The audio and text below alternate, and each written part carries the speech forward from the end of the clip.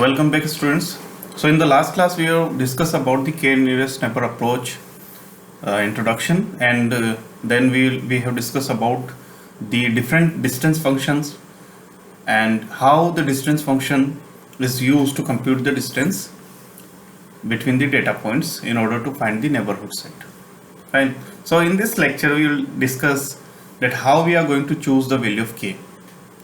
See, the value of k is not a universal kind of thing.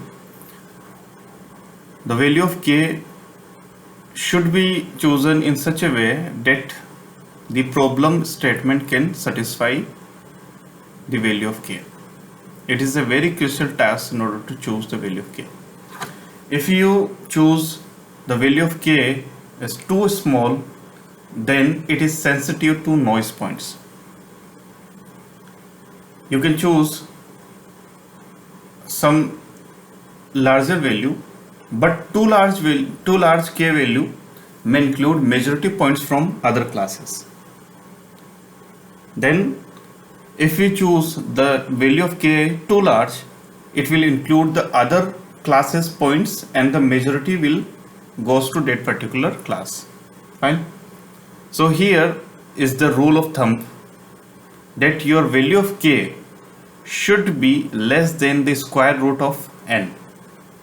What is n? N is the number of examples that you are having in your example. So this can be a phenomena to choose the value of k. Fine. This is the particular example which is showing that you can take the too small value of k or too large. We will see in the next slide. Here the same problem is for 1nn and the same problem for 3nn. Let's suppose this is the new data point. If we compute the distance for this, then obviously it will belongs to this particular noisy point, and it will goes for the blue.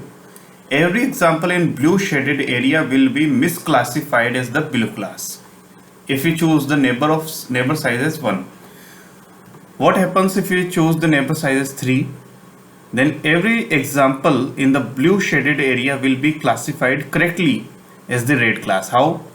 See over here, these 3 will become the neighbor of this data point. By going through the majority rule, then these 2 are red class, then it will also goes to red class. So this will be the correctly classified problem. So this is how the value of k play a very crucial role in order to correctly classify the newly arrived data point. Now see here, there are 3 conditions: 1nn, 2nn and 3nn for the same problem. Here if we talk about the 1nn, this is the newly arrived data point, this one. This is the nearest data point, blue one. Then this data point will goes to blue class, fine, or the minus class. Here if we take the 2nn, then there are 2 cases whether goes to this one and that one. There is no majority at all. Then we will assign this data point to the nearest. Which one is nearest will goes to that particular class, so it will goes to minus class. Here also there are 3 neighbors, so we have chosen these 3 neighbors, so they are majority of plus, it will goes to plus class. So in this case it was going to negative class, here also negative class, but here it goes to positive class. Fine. So this is how the value of k is crucial while classifying a particular pattern.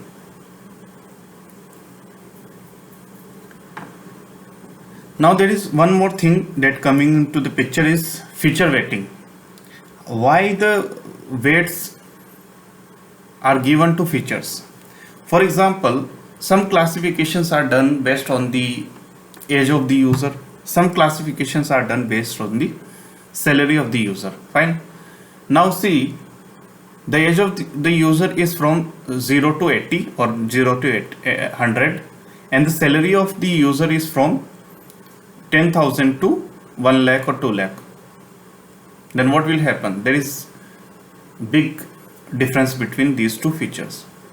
We should assign some weights to the features so that we can identify that this feature is more important, plays more important in the classification, and that particular feature is not playing any particular role.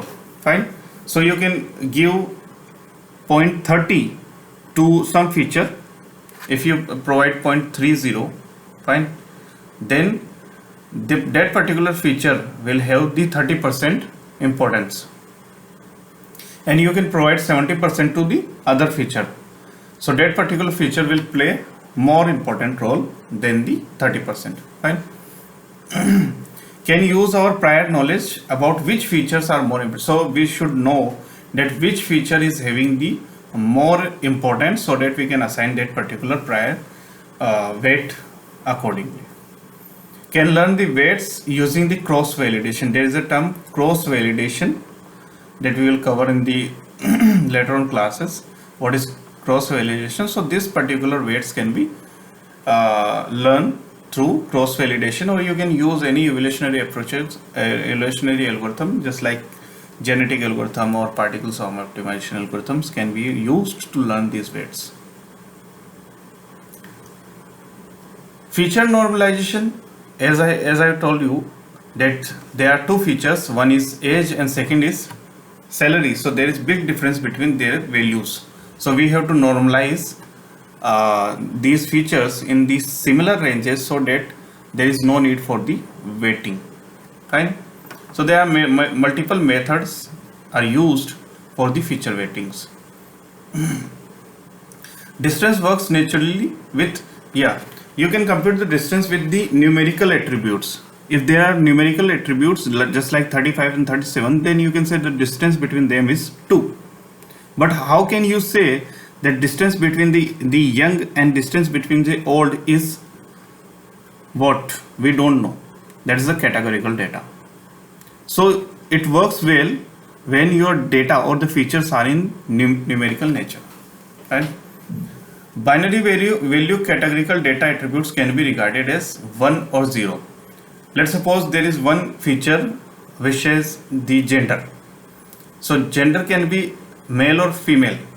You can't compute the distance between the male and female, but you can compute the distance between 0 and 1. So if you replace male with 1 and female with 0, then it may serve your purpose. This is how the normalization, or we can say the pre-processing, can be done. This is one of the example. There are two, this particular new class, the new data belongs to these two blue classes and red classes.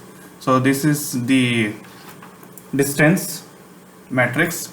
Here you can say that the minimum distance between these data point and all these is 8,000. So by going through this logic, we can assume that the minimum distance is 8,000 and it belongs to yes category. So it will also go to yes category.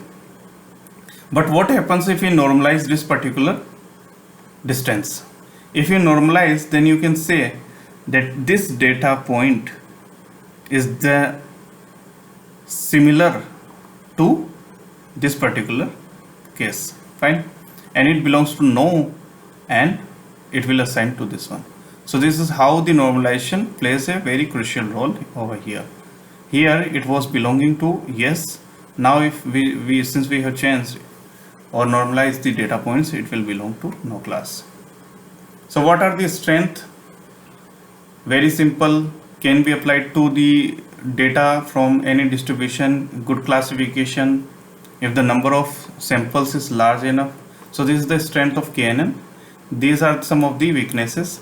Takes more time to classify new example, choose. So we can't choose the K in a very simple manner. Need large number of samples for accuracy.